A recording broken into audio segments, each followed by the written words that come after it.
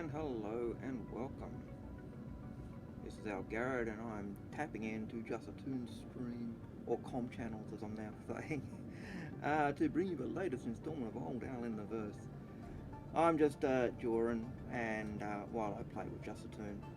Today Jusatoon has finally reached a massive amount of credits. There you go, 1,450,000 credits, and so she is off to buy her first big ship, and that is, well, bigger ship. She is going to buy the Drake Cutlass. I'm not really a big Cutlass fan, but at the starting level, the Cutlass does give you the first ship that can, at a cheap price, that is versatile, does multiple jobs, has quite a good loadout, is good for one or two people, or possibly even two or more people, but it can also store the rock mining vehicle, and that is more than the Nomad can do. The Nomad can store the vehicle. It stores it in an open cab at the back. The Nomad is basically a ute. Oh, pardon me. But in terms of weapons loadout, in terms of versatility, the Cutlass just leaves the Nomad for dead. And when you look at the real world value of the ships, the Nomad sells at $80, $80 US. That's getting close to like 10% extra for me. That would be $88 US that I get slugged if I want to buy the Nomad. Or I can buy a standalone Cutlass Black for $100 or $110 US with the GST added on from Australian. And that means that when you're looking at what the ships can do, for $22 or effectively $30 extra, or $22 extra with tax and everything else added on, the Cutlass is just a better ship, better missile loadout, better weapons on the ship, quite manoeuvrable, larger shields and things along that side, and the fact that it can actually take two rock miners if you position them in the back well enough. And even if I'm just using it for cargo, it carries more cargo than the Nomad does, and it just doesn't. I look at it and I'm just thinking, why would anyone willingly want to buy a Nomad? It might look a nice ship. I don't like it personally. I don't like the look of it. I don't like the way that it feels too alien. To me, it feels more like a Xeon ship rather than Solid Outlands. But that's on me, that's my decision, my thoughts. But yeah. So we're also streaming on Twitch, although I'll be honest, I can't see I can't see the Twitch chat, mainly because my second screen has got YouTube up. But I am on YouTube, I am on Twitch as well, so I'm really still toying around with the whole streaming thing and trying to get things right. And we are currently at Port Tressler, I think, above Microtech. We were mucking around with guildmates with Jusatoon on the other night,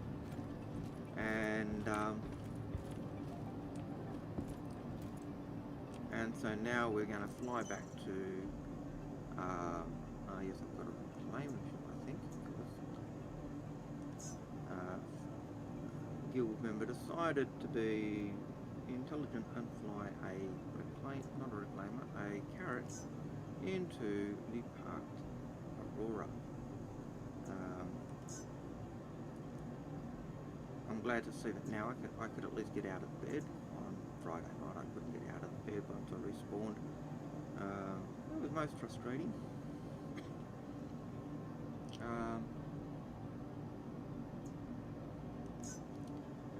now have the Aurora. The Dragonfly there, that's one that everyone gets available at the moment. It is the result of, I do believe, a problem with the Mustang. I've never really paid attention to why it's there, but as a starting player, one of the nice things about that was that I was able to strip the scatter guns off it and put them on the Aurora, and that gave me those extra 2 guns that, you know, they can make a difference if you're caught unawares or you're caught by a pirate. It might give you just that little bit of extra edge to be able to survive and get away. Anyway, we are taking the Aurora.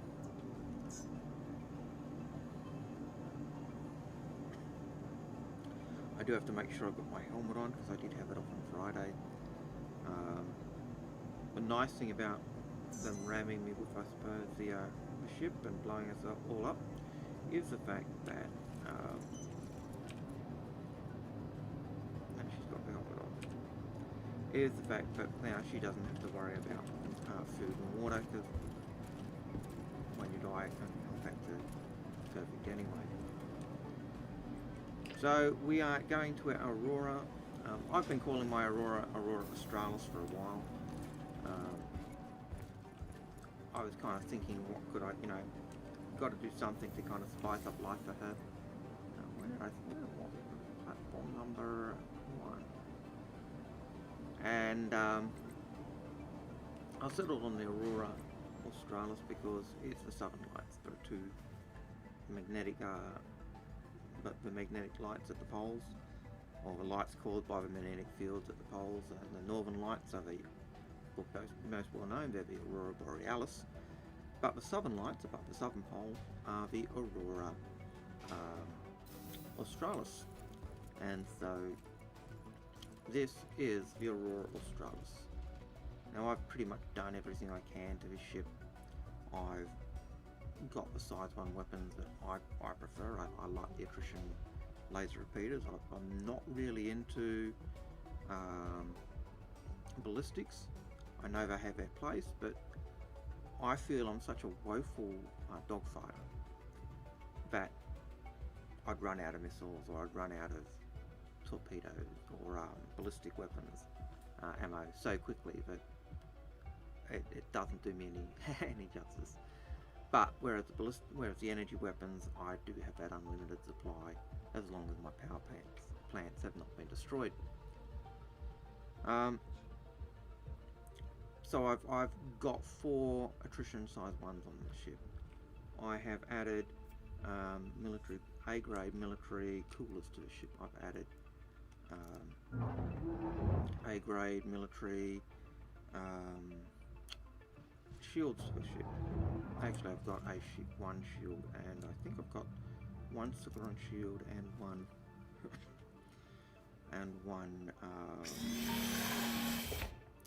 FF66. Let's have a look.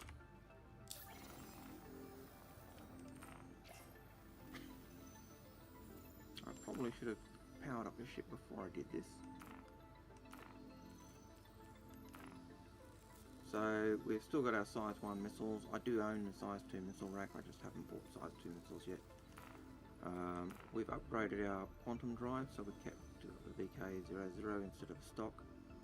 We've added the Glacier A-grade power plants, the coolers. We've added the Breton power plant, which is the industrial one.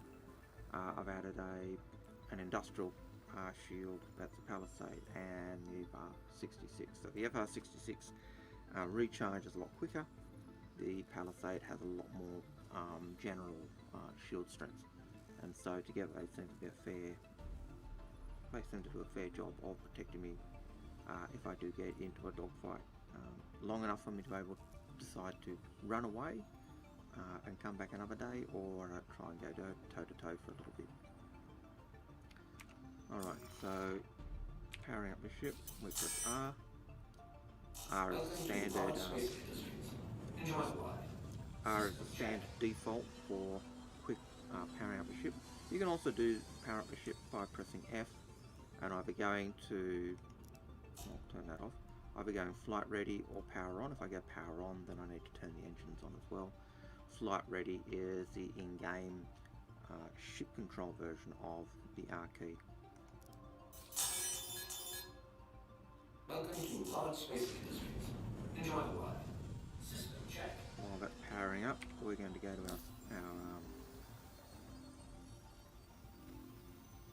we're at the Shallow Frontier, so we're not at Tresla. I hadn't landed at Tresla. I was at Microtech, but that's good, I suppose, because we are going to head off to the shipyards at the shipyards on Microtech. My problem is I don't know where the shipyards are on Microtech, so I do know where they are on ArcCorp, and I do know where they are on Hurston, because I do want to go mining in the rock. I'm going to go to Hurston, because then I can get the ship and go straight there, straight away. We peel out.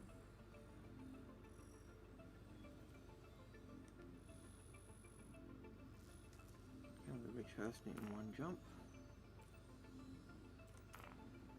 Nope. So we're going to have to do a...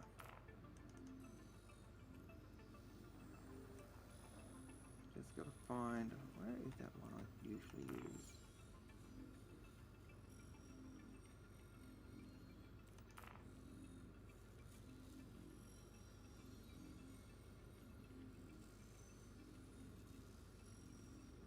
I've just got to find... Because I don't have the fuel to do the quantum jump from Shallow Frontier Station to Hurston in one go, I've got to scroll out and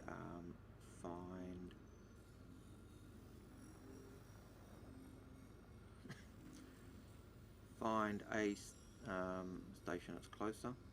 Usually I would go to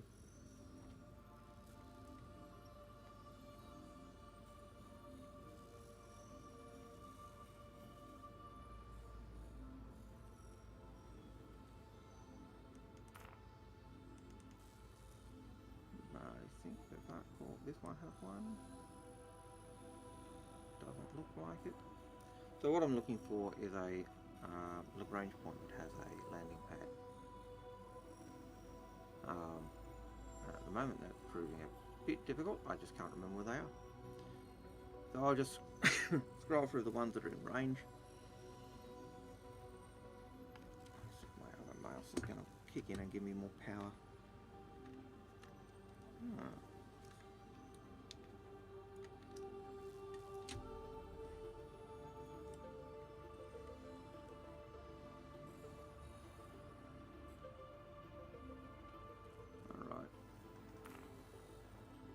Alright, so Hurston for Melodic Station.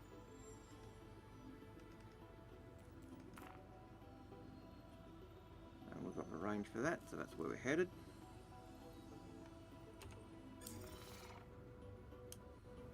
Take off complete. Spacebar to lift off if we're using mouse and keyboard, which is the default settings in, I'm assuming, for most people. And to raise our landing gear. Landing gear We've got a raised. little triangle in the... We've got a little triangle to the side there. Thank you. And that is where our jump point is, so we're going to line up with our jump point. We press B, that starts up our jump engine, or our quantum engine.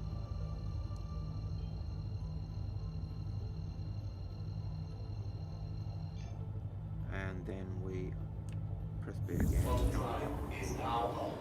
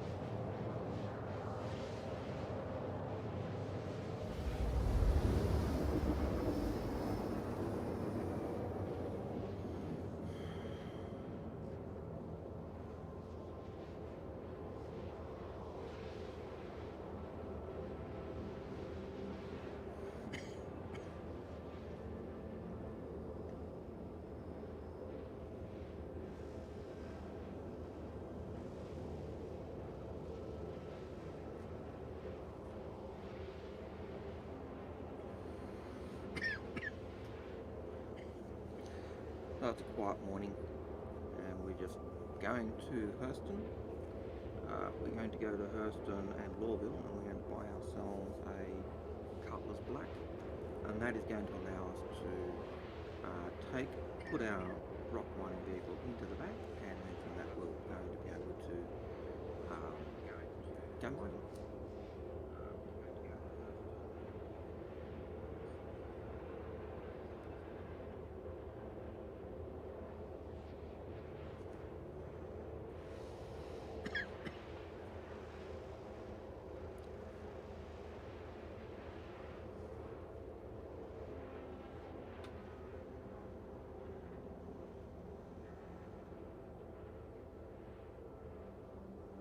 And yes, I'm just nattering away at the moment to myself. But since these will be available, certainly on the YouTube channel, the nattering is kind of just the ongoing commentary of what we're doing with Jusatoon. So one of the things that surprised me with this, and it's something that Chris Roberts had said ages ago, that progressing to different ships in game would not be that arduous. Now, on Inforunners, we constantly say, go, if you're trying to consolidate your fleet, go big, and then burn down, Bottom drive is now off. because it'll take less time. And I've experienced that myself firsthand. So it's probably taken me 2 months to get to the point where I've got the funds to buy the Cutlass. Now, admittedly, I have fully kitted out this ship as best I could. I've got a couple of, so when I land it, I'll retrieve it and we can have a look at all the components that I've picked up so far. I've picked up both the Novikov and the Pembroke armour. Now they're sold as undersuits. They're heavy armour, so they give good protection. They're bulky, but their upside is that both of those suits are made for the extremes of temperature. So the Pembroke armour gives extremes in heat, going from negative 75 degrees centigrade up to 225 degrees centigrade. And the Novikov armour does reverse. It does negative 225 degrees centigrade up to 75 degrees centigrade.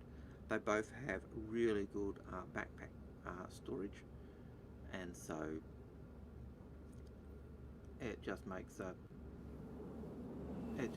a really good suit to acquire. Now both of those suits are around 10,000 credits. I've also picked up some clothing. I bought the RSI t-shirt and the RSI baseball cap for Jusatoon, because she's flying in Aurora, so why not? And that is her first love.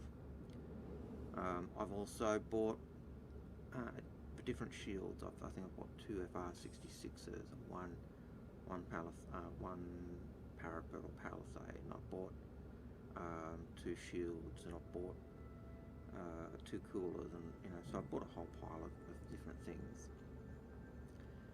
I've also bought the rock mining vehicle already, so that was 172,000.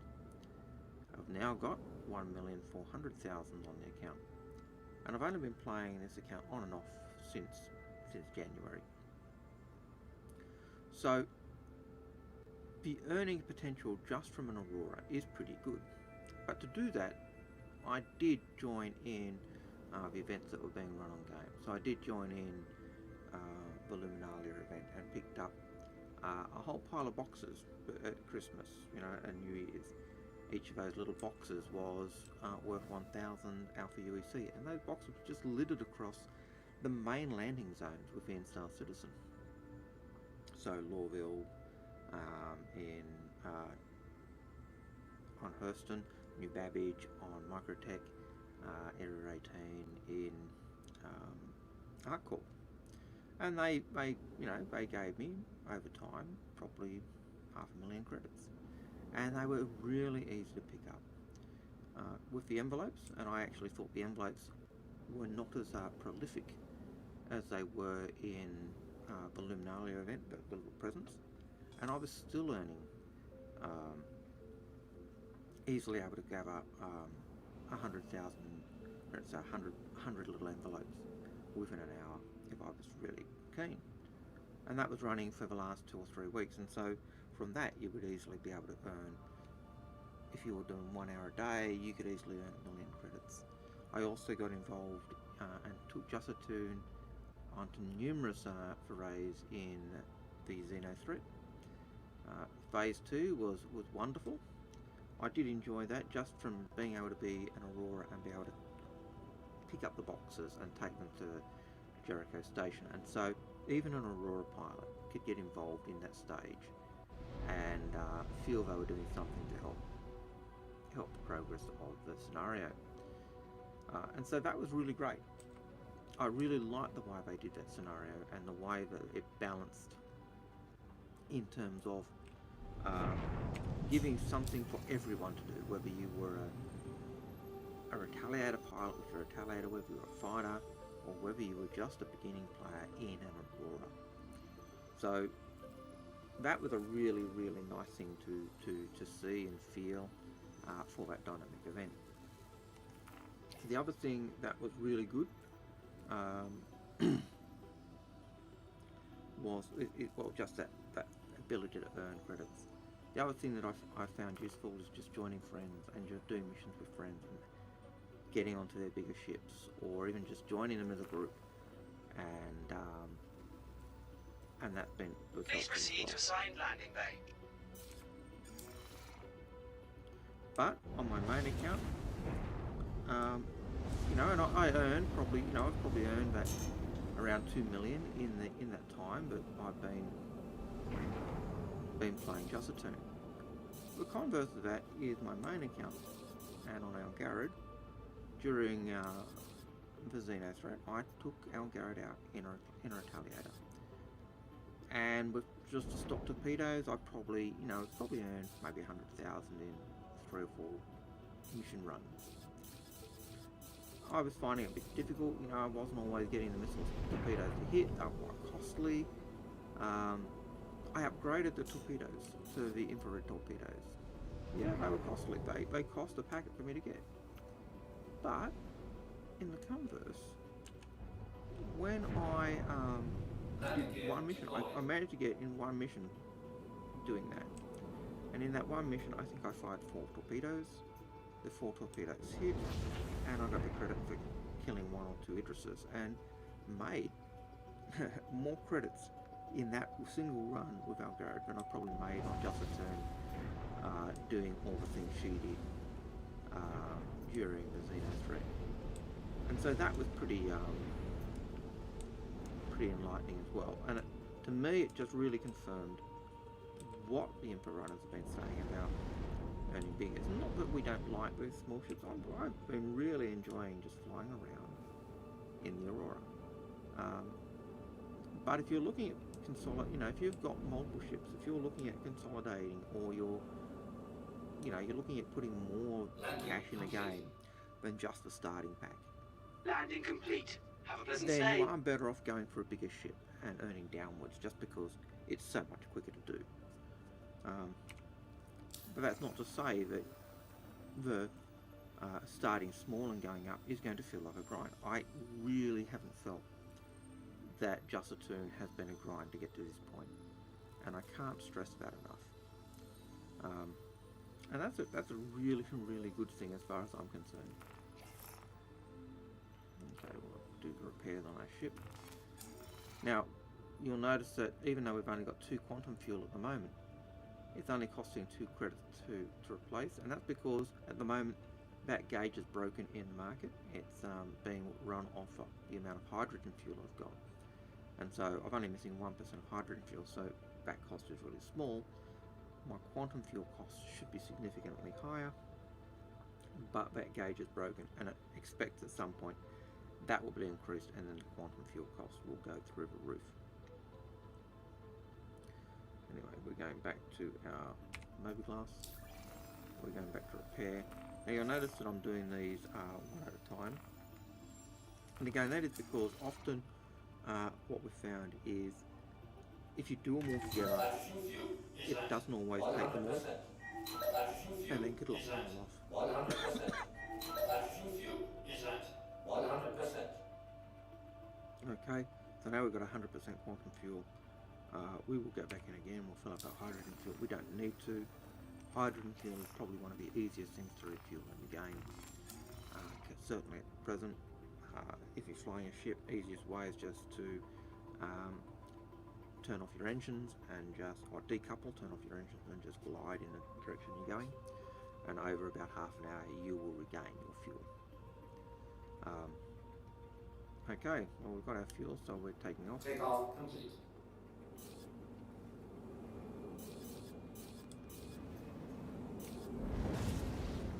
And raising our landing gear because that shows we're not a noob. Landing gear raised.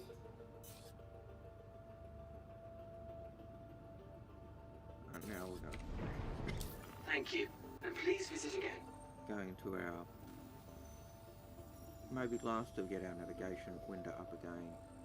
So F2 brings up the navigation screen on the Moby glass, and now we're at Hurston L4, and we now have the range to reach Hurston itself.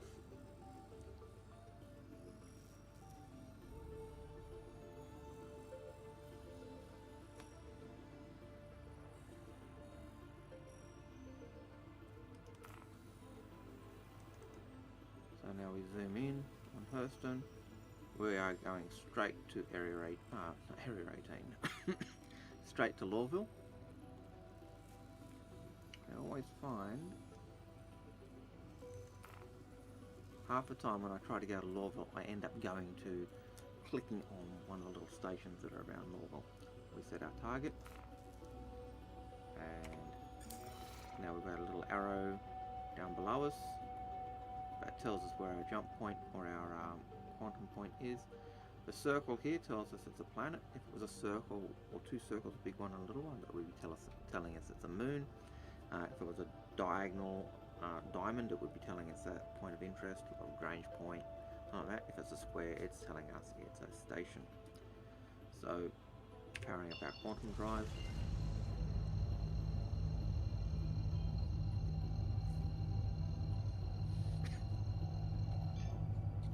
And once we're powered up,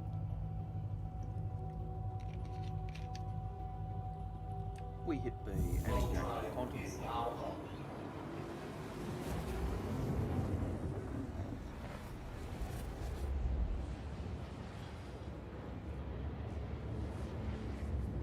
Now, I've been calling my Aurora Australis, and I think it's a natural name for people to call their Aurora. If they're in the Northern Hemisphere, call it the Aurora Borealis. If they're in the Southern Hemisphere, call it the Aurora Australis if you like.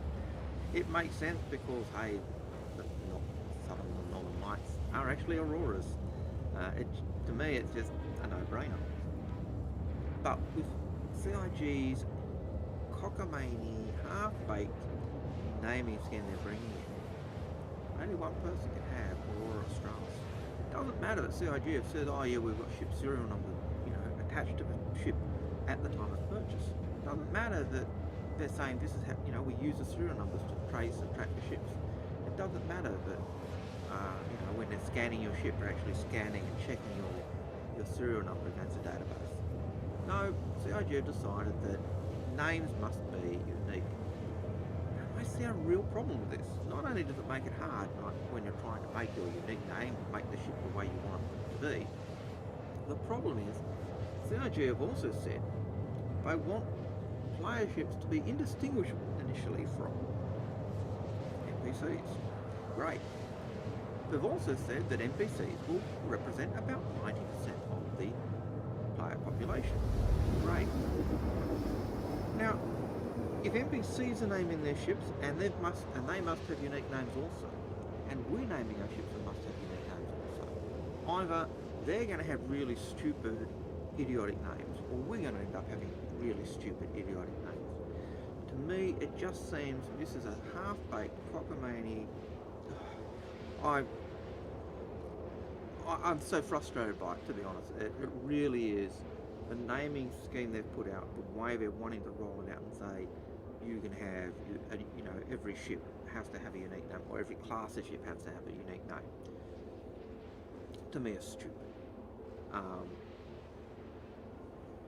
it really does. Just, I'm not even sure how to explain it. It's just one of those moronic, stupid, idiotic, half-baked ideas, and unfortunately, it's CIG shooting themselves in the foot again. I don't think there's a single year that goes by without CIG doing something they think, oh, this is a great idea, and the implementation of it, the idea itself, just creates so much angst and confusion and frustration among the backers. I know there's a saying that says there's no such thing as bad publicity, you know, because all publicity is good publicity. It gets your name being talked about. But man, this is just one of those things that to me is bad publicity. There's so much that they could have done. They could have just said, yeah. You know, because we've got the serial numbers, you can name your ship whatever you like, but we're going to be streaming them and making sure that there's that they're at least appropriate or fitting. Now, if I'm going to take a discursus here, or an excursus here, not a discursive. So here we are. This symbol here is telling me we've actually got the land, you know, the main landing pad. If I looked at other places, you'd see them turning up as. I'll do that. So we can't do that because I was hoping if I did the quantum beat, you know, powered up my quantum, it'd bring up all the other quantum points. I forgot that because I'd actually set Lorville in as my quantum destination, but what it does is it actually wipes out all the others when I start up my quantum drive, so I don't get flooded with this massive information. That is a really good feature. Naming your ships, stupid feature the way CIG are implementing it.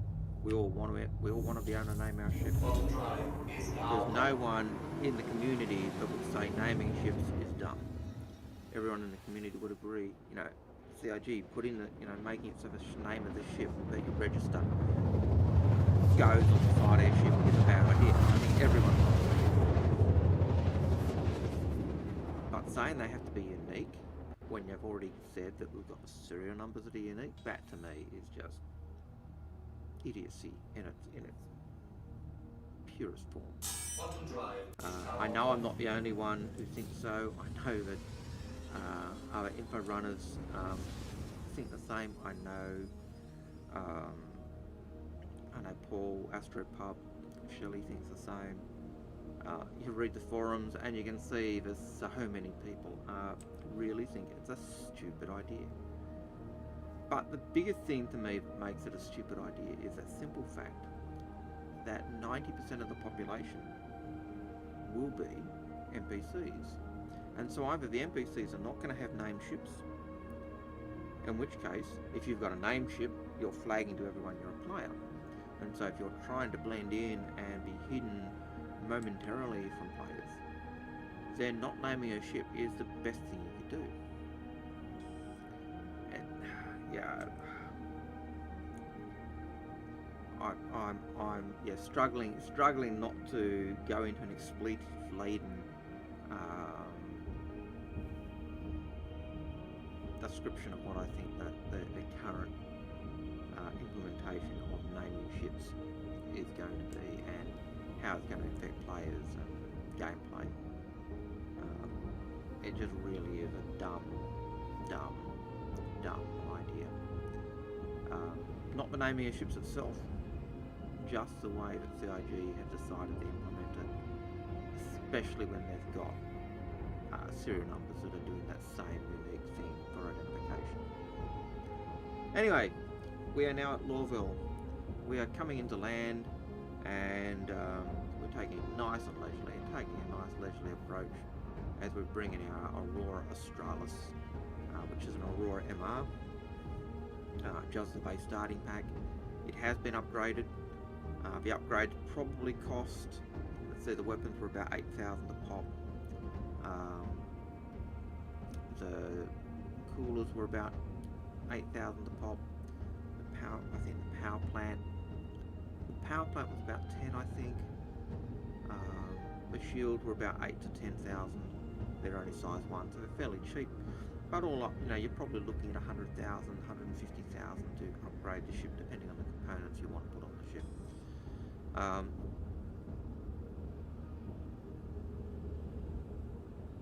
You know, so I've got a contract time for a visit. Let's have a look at that. I'll have a look. I'm going to put my cruise control on and just continue to fly in nice and low or nice and slow.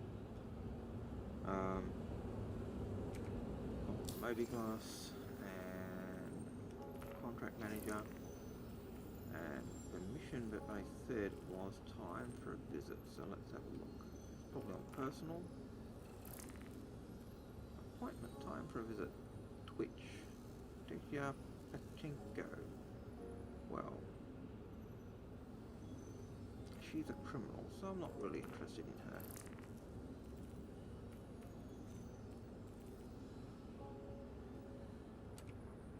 At least, I'm not interested in her at present. I'll probably end up with an account where I do have a second, you know, where I do have a character who is Please proceed to assigned landing bay. Built just to do the criminal activity and do all of those self-serving, stick it to the man type missions.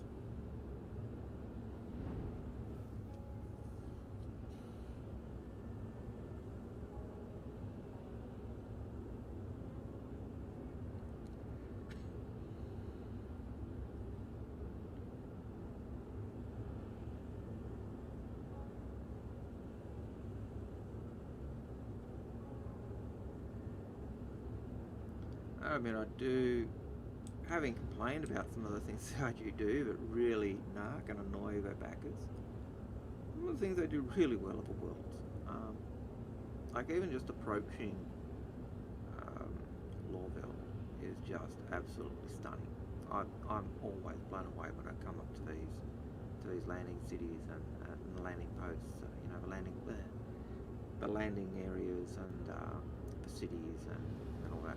Now we're going to fly above this sign, or above this sign here before we dip down. If we go under it, we're risking going into a no-fly zone, and that's never a good thing.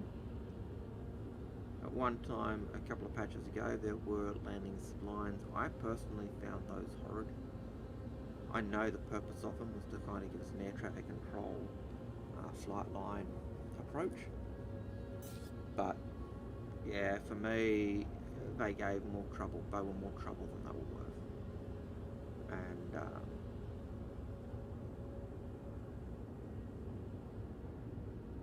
but I also know there were lots of people who also did like them. I was not one of them.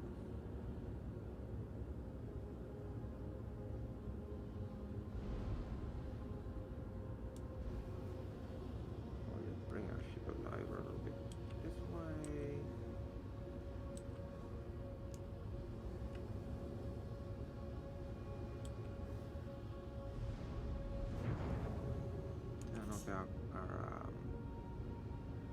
Now you can see that the landing pad is closed, so what we're going to have to do is we're going to have to ask them to open it up again.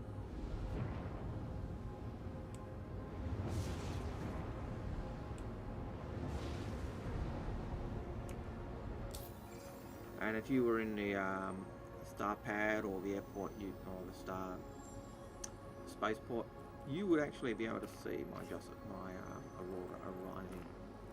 So it's one of those things I do like. Often sitting in a starport. Request has already been granted.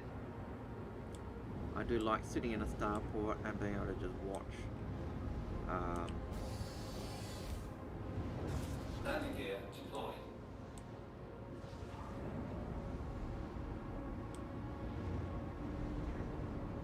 And just watch ships as they come in.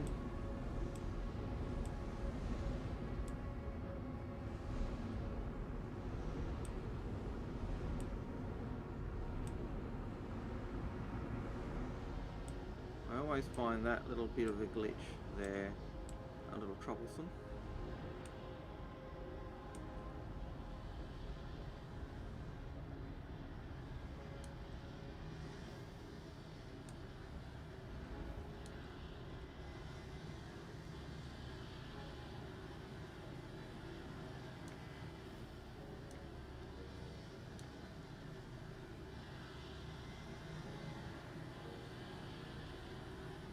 glitchy. Ugh. Yeah, lagging a bit here. I'm getting about 15 frames a second at the moment. That's probably the worst I've had for a while. When in doubt, when you're in this stage and you're concerned about landing nicely, you can always hold N and that will get the automatic landing and it'll put you nicely down in the center of the pad. Right, as I usually do, I turn off my engines just because I can. I will refuel my ship before I leave.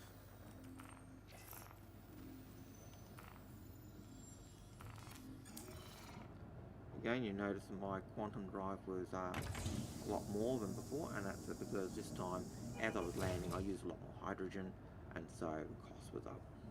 That bug again is something that will be fixed down the track, but at the moment, you know, it's not that bad. We're also going to repair the ship, so I'll go back into Mobigless again, click in the little spanner, and again, this is still showing 7 because the hydrogen fuel is in need of refuel. Hydrogen is showing 0 at the moment, and that is because we've turned our engines off.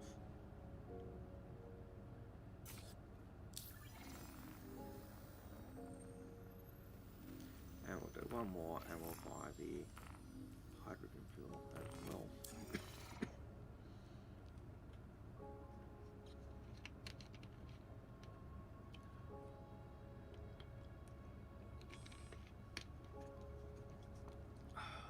Okay, so we've turned off our ship. We may as well turn off our power because we are getting out of the ship. We'll turn off our power. We're going to get out of our seat, so why to get out of our seat? Why is, if you're using keyboard and mouse, that is, you know, without changing, if you're going by base settings, those are the settings I'm just using at the moment. Again, mainly because this is a beginner's guide. So the F key is always your default interact with an object, and then it's just a matter of clicking the selection you want. For movement, on land, W to move forward, S to move back, D to strafe left, D to strafe right, sorry, A to strafe left, and then the Q and A and E bumble keys, I think are the lean buttons if I'm normally doing, certainly if I've got a weapon out. I'd have to double check that. I tend not to use my take the weapons out that much. You'll notice that she does have a couple of weapons. She's got a shotgun and a PAR or something like that. And they were actually picked up during Xenothreat.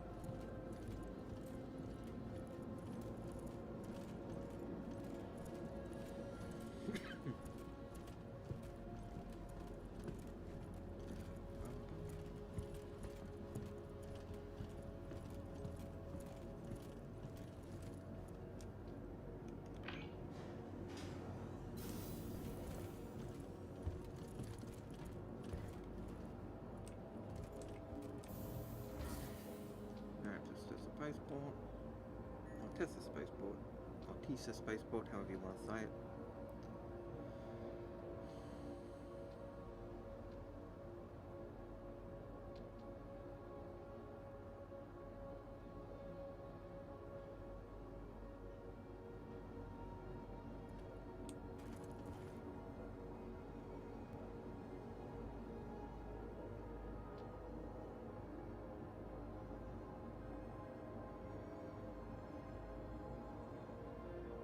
I am looking forward to one of the changes CIG are looking at bringing in when they allow ship docking, so you'll be able to spawn a ship, and if you are able to take a vehicle or a snub ship on that, you'll be able to say, yes, I want to load that vehicle on, and that'll make loading vehicles onto ships a lot easier. At the moment, what I'll need to do once I have the Cutlass Black is fly to the easiest way would be to fly to a station or fly to an outpost, land near the outpost, go outside to a Platinum Bay facility, summon the vehicle I'm after, and then drive it into the back of the ship. At Lorville, I can land outside one of the landing bays or exterior gates, run in, summon the vehicle, drive the vehicle up to the ship, and then again load the vehicle that way. I personally prefer going to an outpost. I just find you can get the ship a lot closer to the outpost landing pad without fear of being blown up by the settings around the city or whatnot. Gee, that's taking time.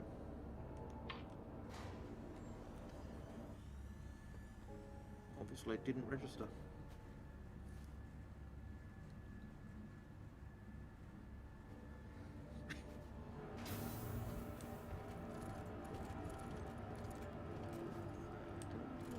Now, I'm expecting that the envelopes have all gone. So the envelopes for the Red Festival did end, if I remember correctly, yesterday, and that is exactly what I'm seeing. So the Red Festival event is over. The gift of all of those red envelopes that you were able to acquire has gone. But any of those events that turn up, Luminalia, for Red Festival, I'm wondering whether there'll be one for Stella Fortuna in March, which generally coincides with St. Patrick's Day. Now, if there is one, that will be awesome, because that'll be another event where those little gifts will just push along any beginner players and make it more feasible for them to upgrade or move towards the next ship they want.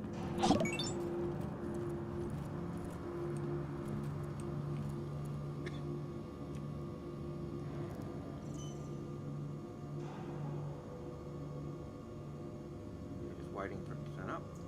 I always like to store my ship.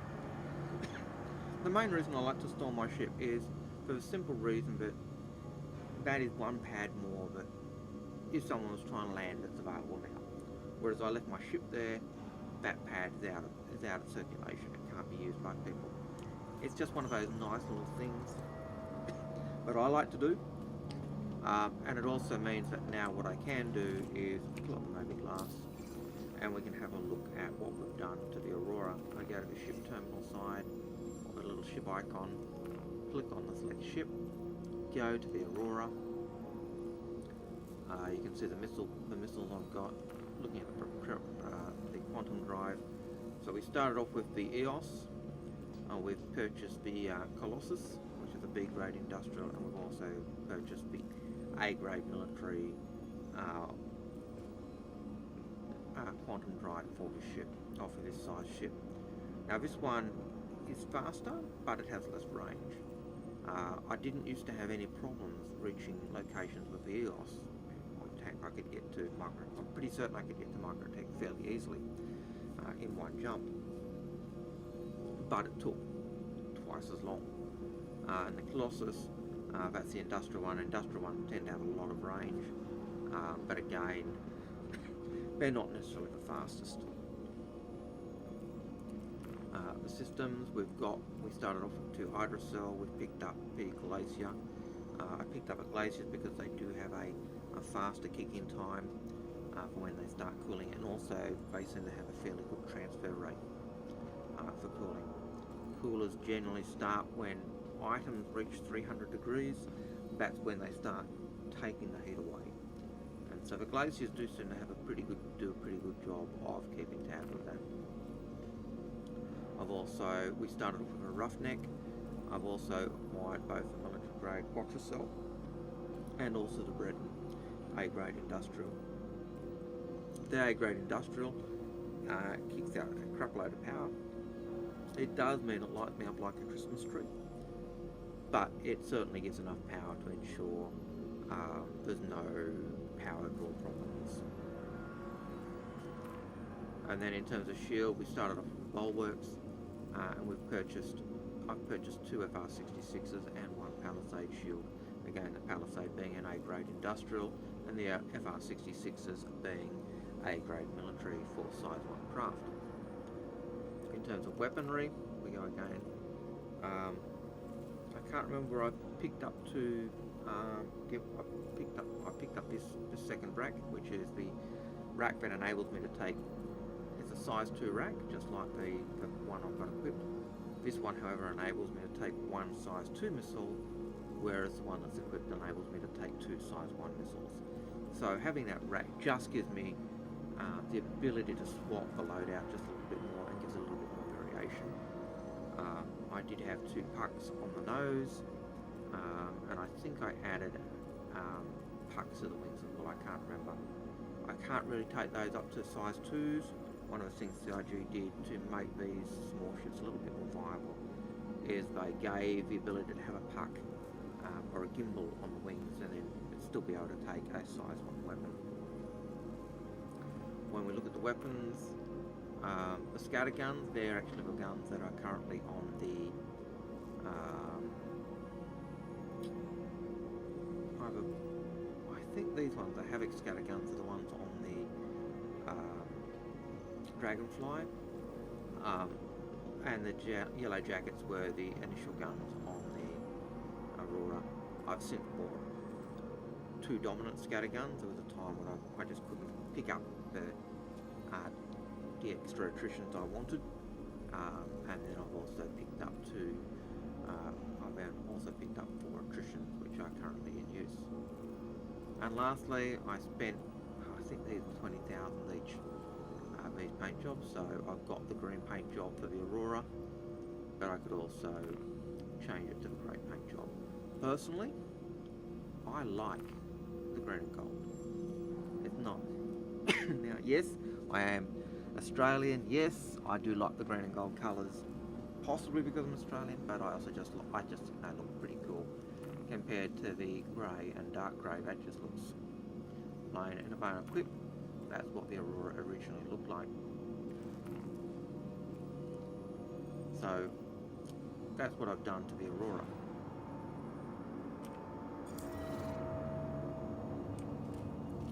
So now we're going up to New Deal. And we're going to the ship terminal. We're going to buy the Cutlass Black. And welcome to New Deal Shipyard, the finest purveyor of pre-owned vessels in all of we may have time to fly to an outpost. Definitely take a look around. Get the Got rock some mining great vehicle, stuff in stock right now. load it into the back of the Cutlass, and then go and log, because I am going to be required in about 30 minutes for the Infrarunners stream, and yeah, that should be quite a good stream to catch. But it does mean that while I'm doing that, and since it's a talking head style fun rather than gameplay, I can't actually be doing the gameplay with Jusatoon. So when you want to buy a ship, you don't go to the guy at the counter. You actually go to the terminal to the side. And this is just like every other terminal. F to bring up the use icon, click on the button, and then you can see the ships that we could actually buy. We could buy the better, which is the Consolidated Outland camper van. We can't afford the Hammerhead, we can't afford the Constellation Phoenix. We could buy the Alpha. The Alpha is the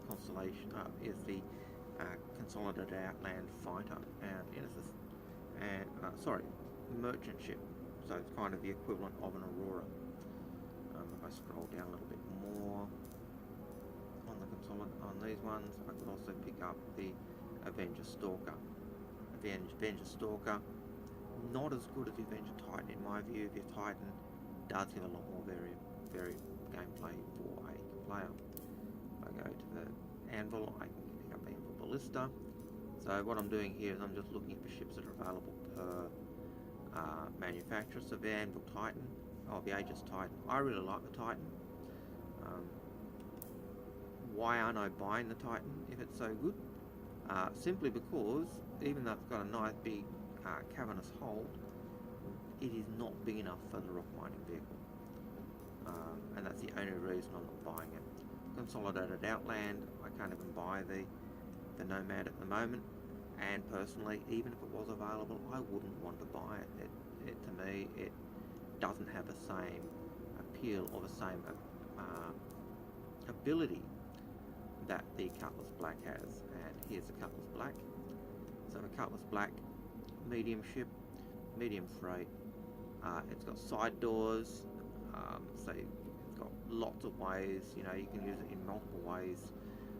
Plenty of cargo space in there, and turret gunner, so you can have a second player flying it. Excellent missile loadout and excellent weapons. And as you can see, after I buy this ship, I'm still going to have 64,000 Alpha UEC left. So we are buying the ship. Yes, we are going to confirm the purchase.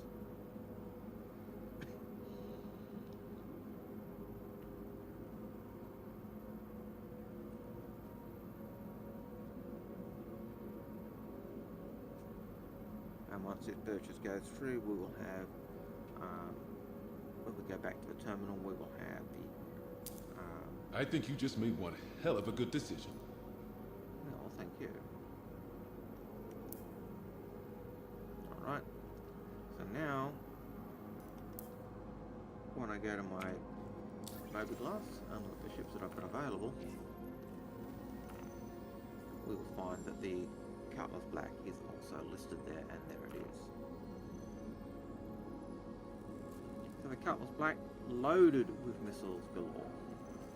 Propulsion system, I believe that is a size 2, so it's using size 2 systems. So I'm back to the beginning. If I want to power up things and replace things, I'm using size 2 components, not size 1. The weapons, apart from the missile racks, so these are size 4 racks. So this rack here could take,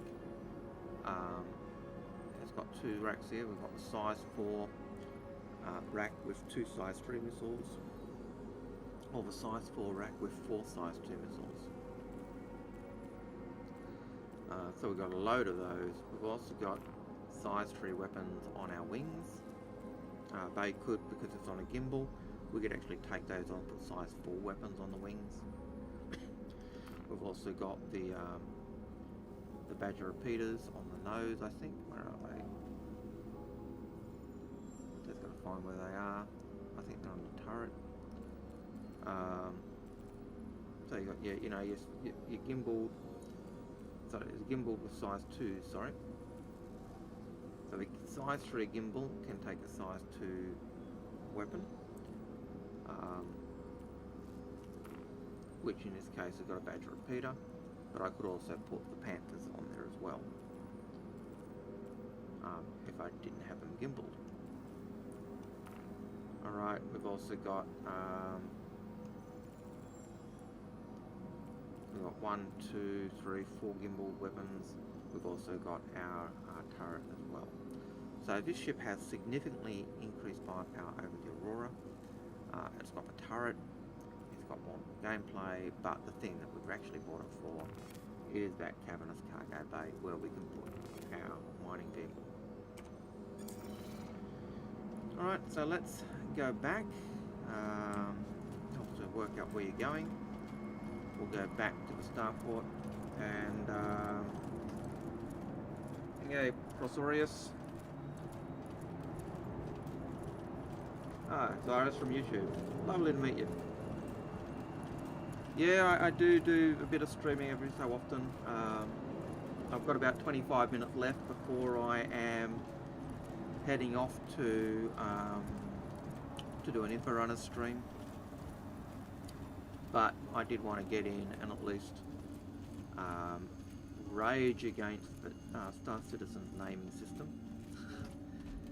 I think naming ships is awesome, but I think the way that what they're implementing is a dog breakfast. But I also wanted to buy the Cutlass Black so that I can actually put the mining vehicle in the back. I still like being Jusatoon and an Aurora, but even using, you know, the infra runner's argument that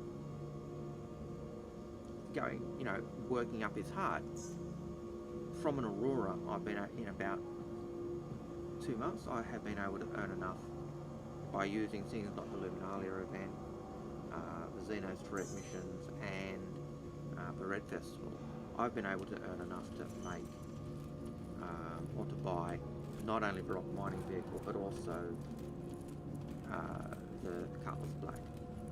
And so working upwards is not as arduous as it could be, certainly at the beginning levels, but I could imagine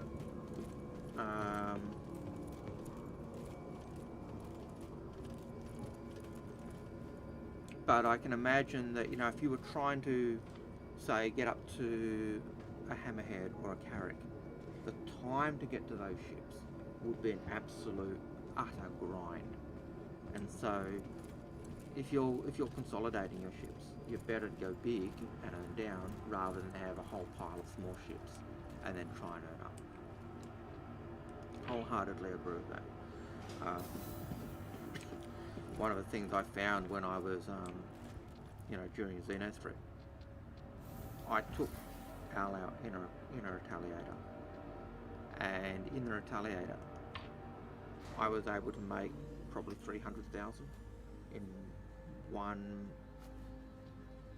you know, basically one load of infrared size 9 missiles, and I fired 4 missiles. That really is just, to me, a staggering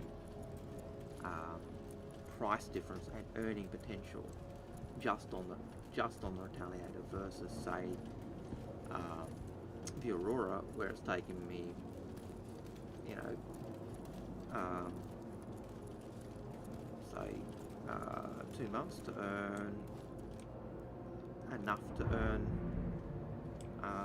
you know, 2 months to earn enough for the Cutlass Black and the rock mining vehicle and the other bits and pieces.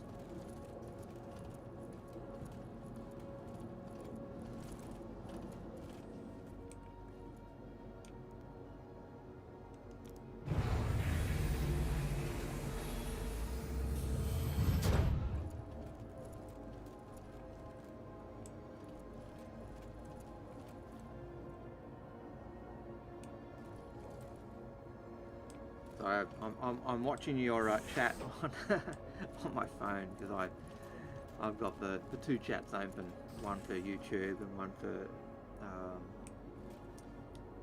one for Twitch. And I've got to admit that Twitch is very hard to read on the phone.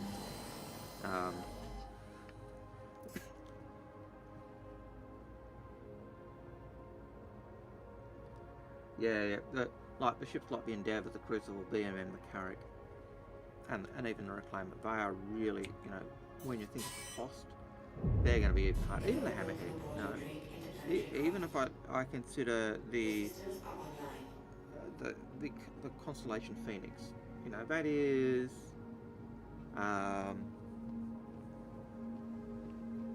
know, the Constellation Phoenix is 7 million. So if I was trying to earn the Constellation Phoenix and just save up using the Aurora, it's going to take me at least, it's taken me 2 months to earn 1.4 million. So to earn about 7 million, you're probably looking at 2 months $1 million. So you're looking at 6-7 months to earn that. And I was taking advantage of the Luminalia event. I took advantage of the Xeno threat and the Red Festival. And the Red Festival, you know, I was able to do that. Aerolanders and Cirrus, you know, I was able to do the earn around 100,000 an hour during Red Festival, just walking around the spaceport of Lorville. Start at the tracks, just walk my way up, pick up all the envelopes I saw, and then walk back down, go to the admin building and sell them. And I'd you know, 72, 75, 100 parcels, envelopes in about 45 minutes to an hour. Really just absolutely insane amount of earning potential in those. And if you did that, you know, once a day, over the 2 weeks you were doing, you easily made $1 million. Now I didn't do that, but you know, very easily you could have done that.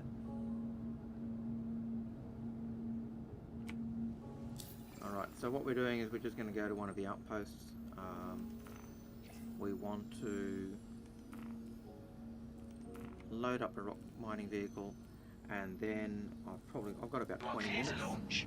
Realistically, probably about 15 minutes, because I will need to get ready for the Info stream that will be starting theoretically at 1 o'clock.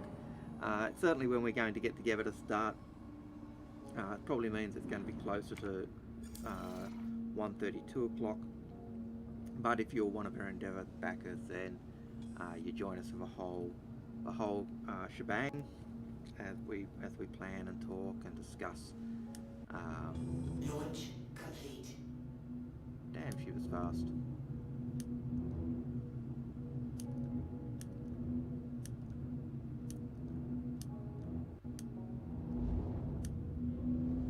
She certainly takes a bit of getting used to. She is fast. You can tell how often I fly the Cutlass. Never.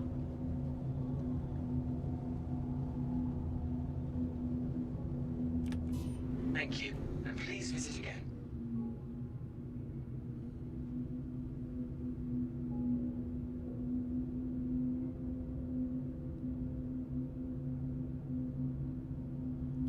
Alright, so we're just going to go to a landing site. I know I can do the, just make sure we've got a positive landing. We know we're going down, so we actually want to go up. We want to be getting atmosphere, certainly if we're looking at our Moby glass. Alright, so what we want to do is go to our globe map, and we just want to go to one of the outposts that's got a platinum base center. And any of them will do.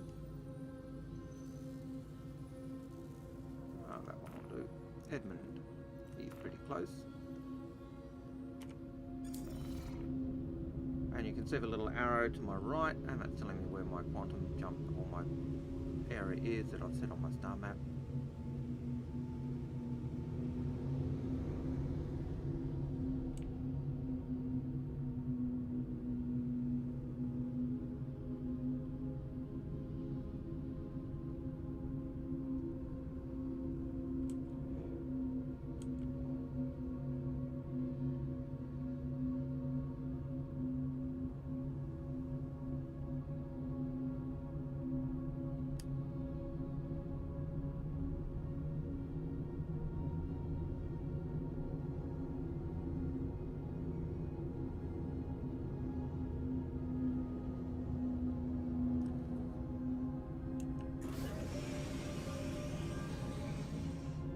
Landing gear up.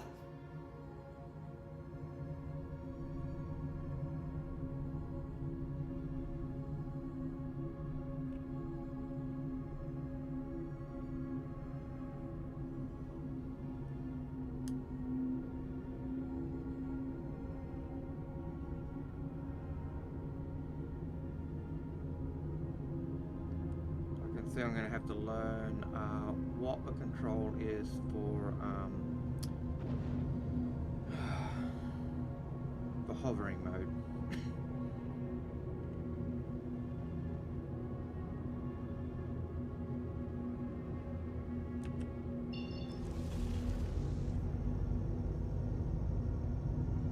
Alright, I want me to accept the atmosphere, okay. I could just fly to Edmund, but actually how far away is Edmund?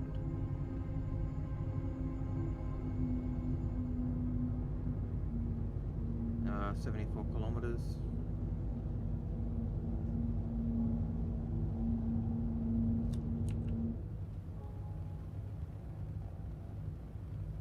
Okay. okay is the way to get my engines facing front.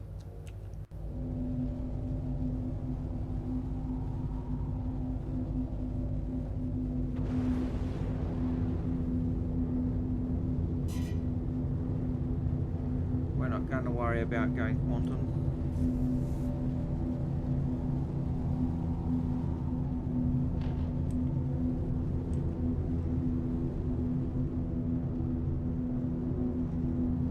We'll get to admin pretty quickly.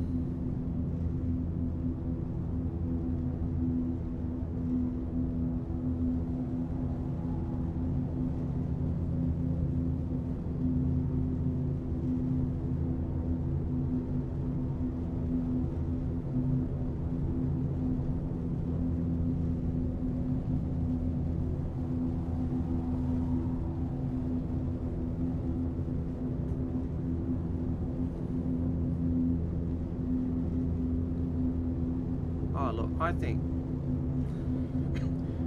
the naming of ships is moronic for waiver implementing it.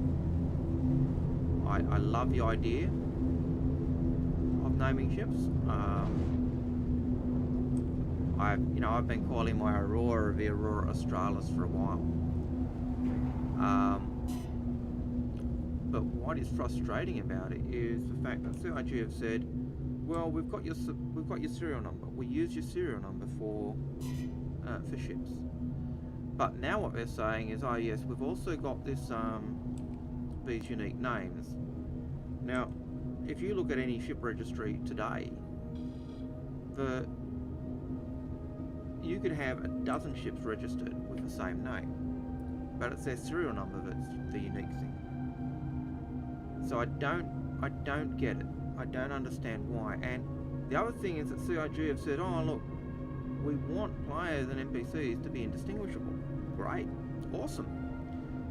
But if we've all got to have individual ship names, and we're only 90%, we're only 10% of the population, that means either A, there's going to be lots of stupid moronic names out there, or B, they're going to be doubling up. And it just doesn't feel right, you know. It seems that either the NPCs won't have names, and only we'll have names, in which case we can be easily identified. Oh, that's a named ship, yep, that's a player. And so if you want to be kind of hide among the NPCs, you'll just make sure your ship's unnamed. Yeah, I don't like the way they're implementing it. I think it's stupid, and it's being very generous.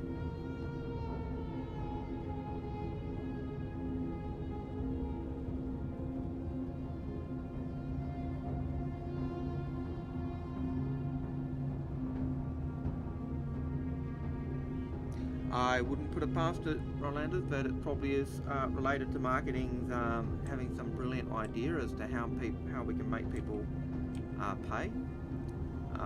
It may even be a money sink idea that you need to pay for the privilege of changing the name. But if we're still stuck with unique names per model of ship, then what's the point? There's still only one Aurora Australis out there. There's still only one Aurora Borealis out there. There's still only one Aurora Enterprise or Red One or X-Wing or whatever you want to call it, you know. There's still only going to be one Millennium Falcon.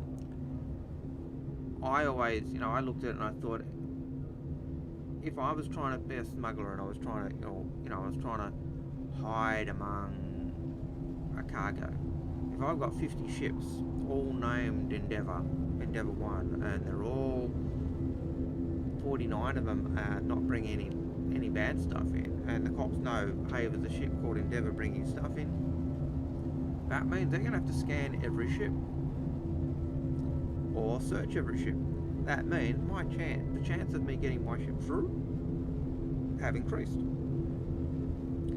To me, it just increases gameplay loops not to have that enforced uniqueness. It means if I'm bounty hunting and I know my criminals are on the belligerent duck, I come across a ship called belligerent duck. Is it them? No, I've got to scan the ship to make sure that I've got the right ship. I could just attack them straight out, and that just means that, well, you know, I could be in trouble for attacking innocent people. So, to me, the advantages of having the unique names is far outweighed by having non-unique names, even if everyone has Enterprise, and having their unique serial numbers already.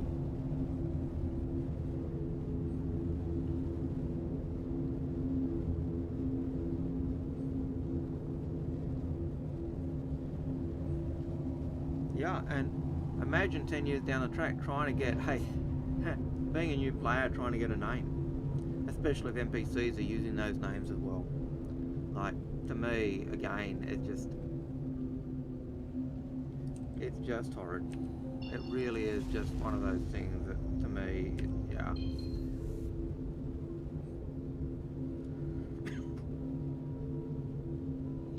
Turn off that. Not letting me turn off my quantum drive, that's a pain in the nuts.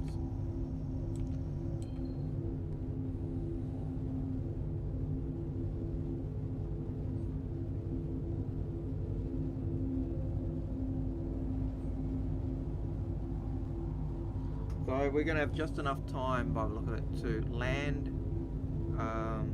get the rock mining vehicle into the back of a ship, and then I think at that point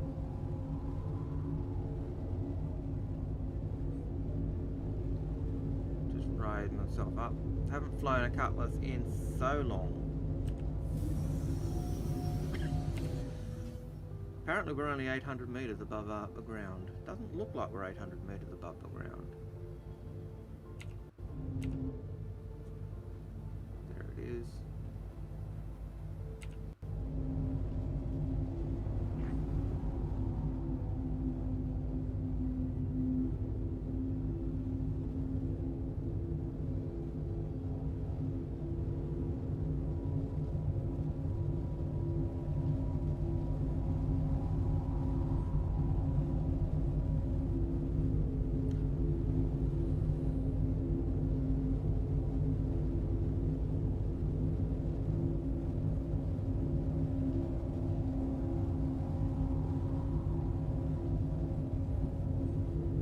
Yeah, I think it's above sea level.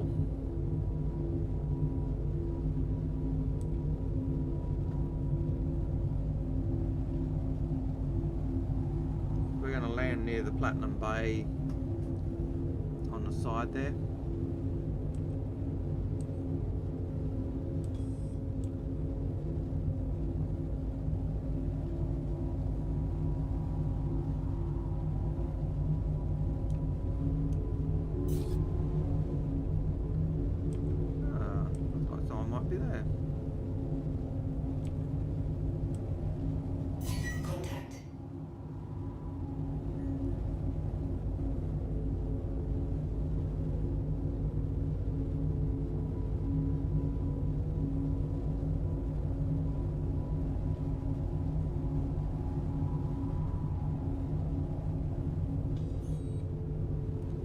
So after flying the Aurora for so long, the vision in this thing's not very nice for trying to land.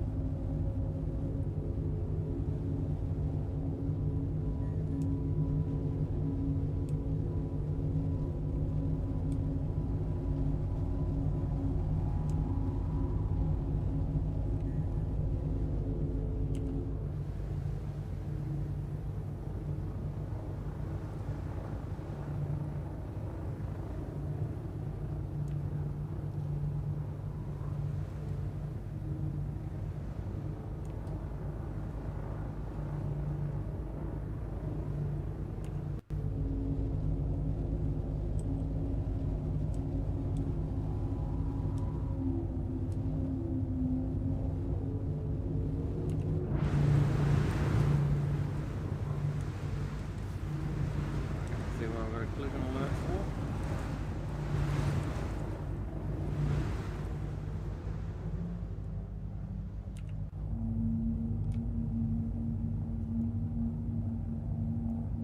Okay, engine off. Engines offline.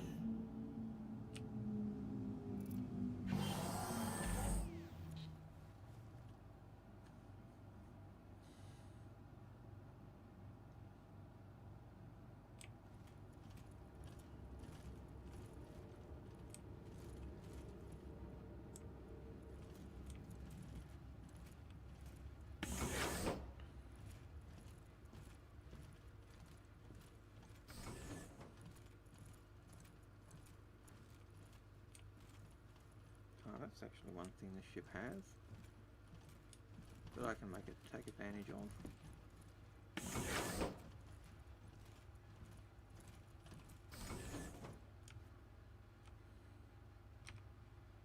Oops. So we want to go, let's see, one. Ah, we're in neutral zone, damn it.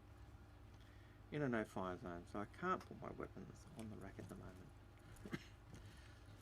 I picked up 2 submachine guns and 2 shotguns during Xeno Threat. I'm wearing one each, but I'm also carrying some, so I figured I'll put them on the rack. And then what I can do is I can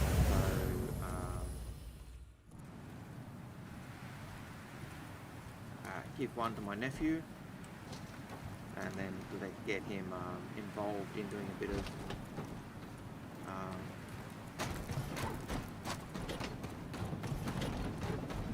PvP, or not PvP, but a bit of PvE in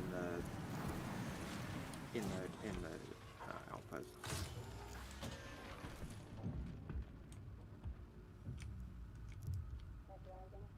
Saving a bit of cash. He only has a Nomad at the moment. That was his Christmas present. And we want the breakout rock.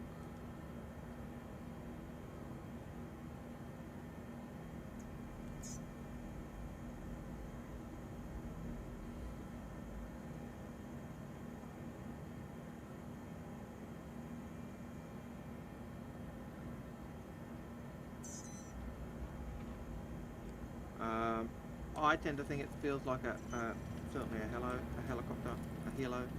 Yep.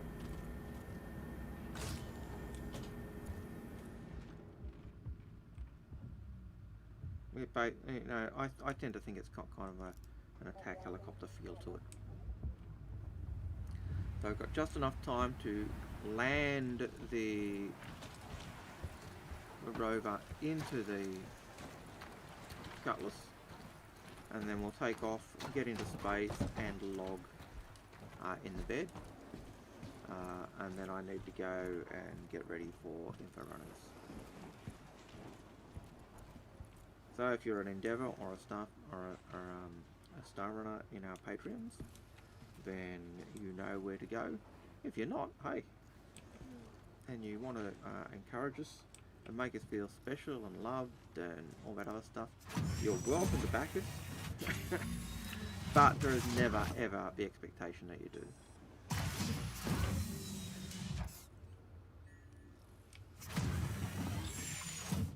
Systems on. Actually. Systems activating. Systems on. Now let's see, because I did that engine on.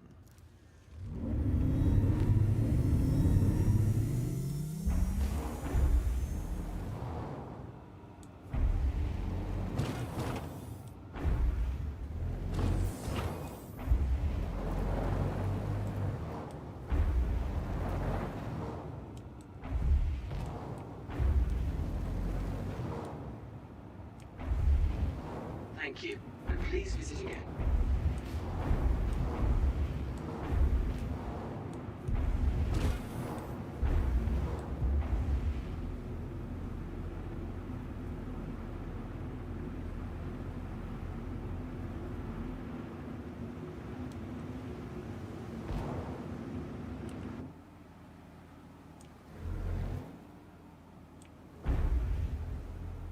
really doesn't want to go up this ramp, does it?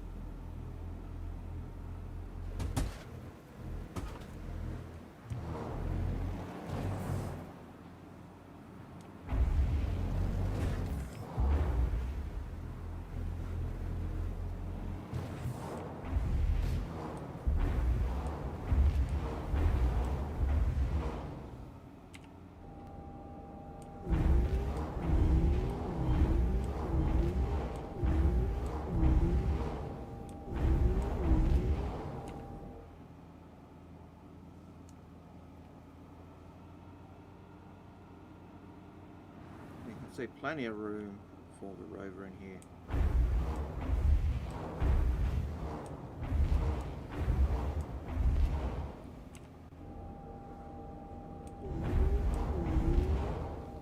That'll do.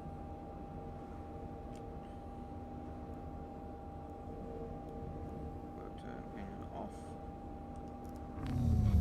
Power off. And get out of the rover.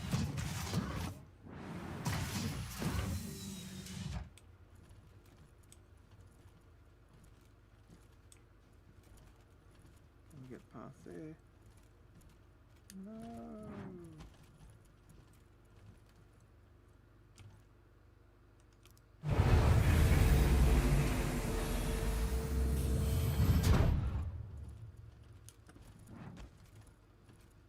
Clearly I need to be just a little bit more forward to make it easier.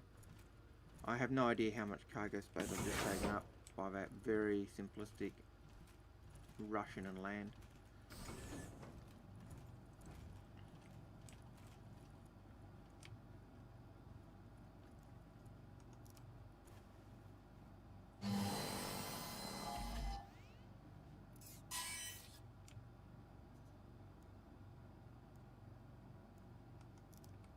Engines online.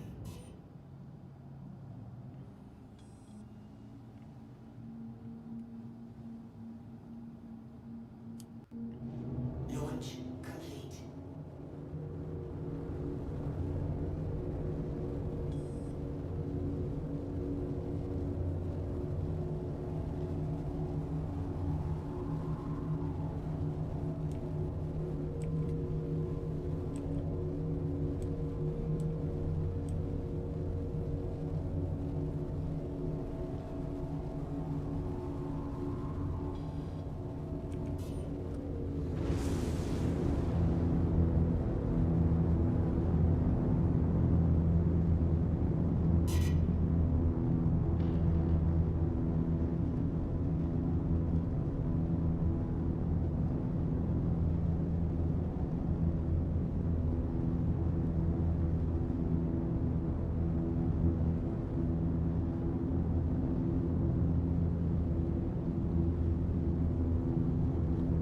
Yeah, well, you know, getting the Cuddy Black was took about 2 months on the Aurora, but that was also taking advantage of the Luminalia event, the Red Festival event, and also, you know, doing missions, doing a bit of mining, as you would recall, Rolanders.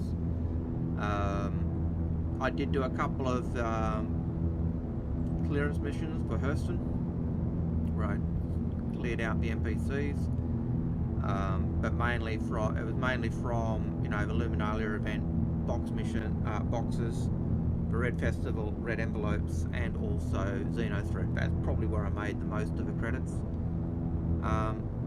But it still took around 2 months. The grind time from the Aurora to the Cutlass Black probably wasn't that bad. I probably could have moved a little quicker had, say, I acquired the Titan a lot sooner. I won't be getting a Titan now as much as I love the Titan, because Cutlass Black is that next step up. And if you want to do land mining in a rock, I think that the Cutlass Black is the ship to go for. It's still got cargo space. It's a 2-person ship. I am told you can get 2 rocks into the Cutlass Black. I'm not sure exactly how. That'd be something to experiment with. Certainly something I haven't done.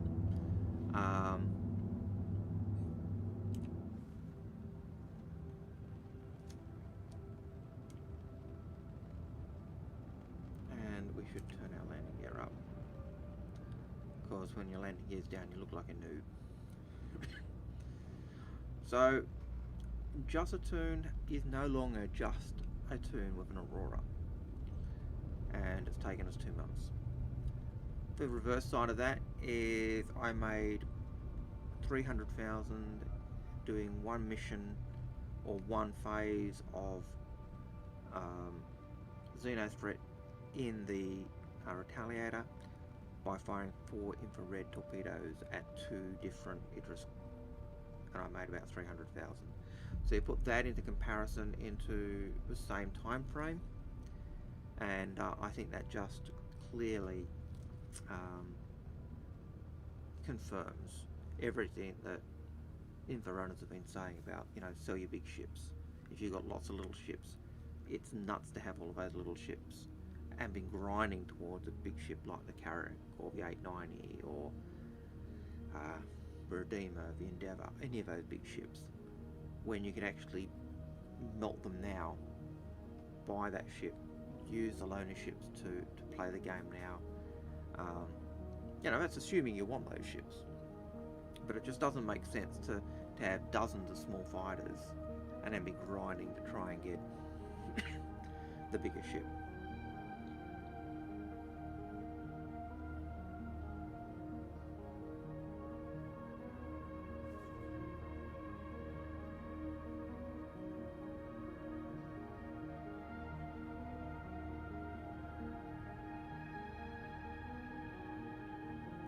Look, Reclaimer's currently in game, so getting the Reclaimer isn't really a problem. But if you can use CCUs, if you've got a cheap, low-grade ship that's got LTI, certainly if you've got LTI, any big ship, you really want to get it. Anything that's over $400 in value, heck, anything over $200 in value, I reckon you really want LTI on. So if you can get an LTI token, a small value ship, and you can CCU that to a bigger ship, and by using those small jumps along the way, get it for cheaper than they're selling it in the store, then absolutely. A CCU chain to any ship where you save money by doing those steps and those incremental steps that might save you $5 here and $5 there. Absolutely. You're insane not to, because this is such a freaking expensive game.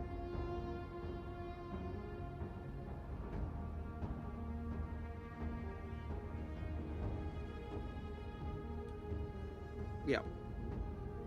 So if you can get a $400 ship that currently sells without LTI, and you can get that, and you can turn that ship into a, you know, into a $220 or a $300 ship with LTI, and it's a ship you want, then why wouldn't you do it? To me, it's just one of those things, you know.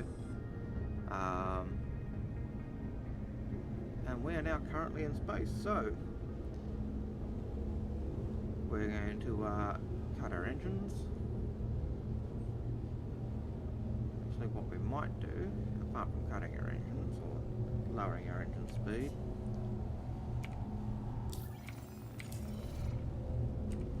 we might go to the space station.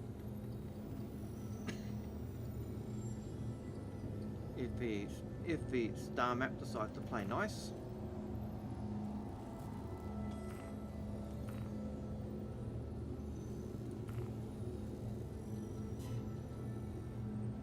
and it doesn't want to play nice,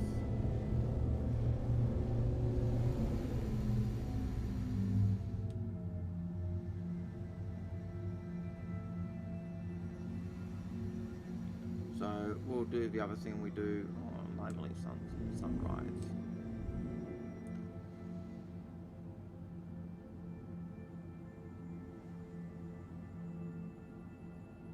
Okay, so we're going to power down our engines. Get ourselves sitting still first before we power down our engines.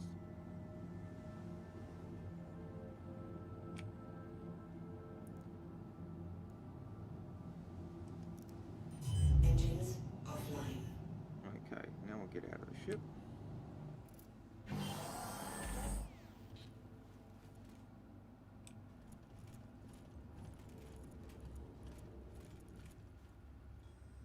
pick.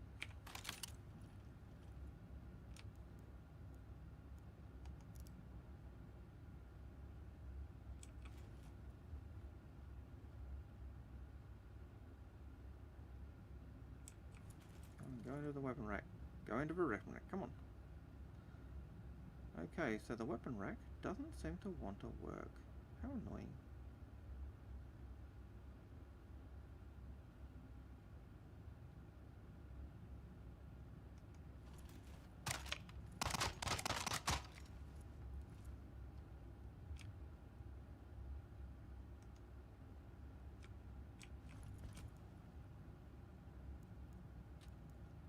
Carry. Now it's going to let me do it. Okay, place.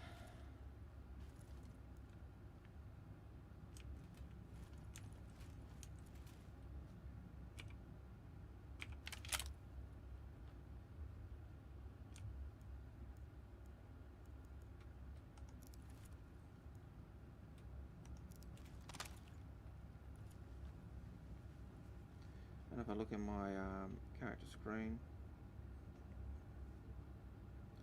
F1, and I go to my equipment, I still have a shotgun available. I also have a PBR available.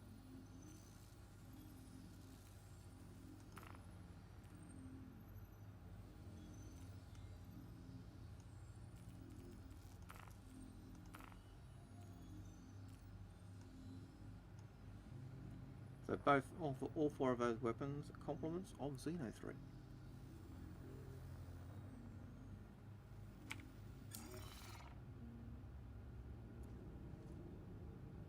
And now we're going to the bed.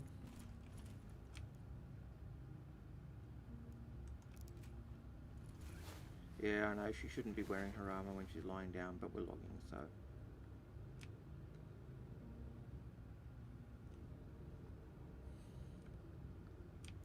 Let's assume they let me log. Where is it? There it is. And we're logging out of the ship. So thanks for joining me, guys, and that is the end of our stream for the day. So take care, God bless, and be well.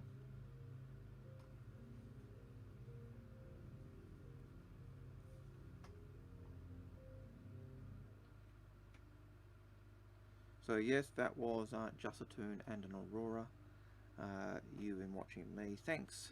You've been hearing to me rage, I suppose, against the frustrations of their current implementation of the naming system. Not that I am against the names or the idea of naming our ships, just the way that CIG have decided to implement it.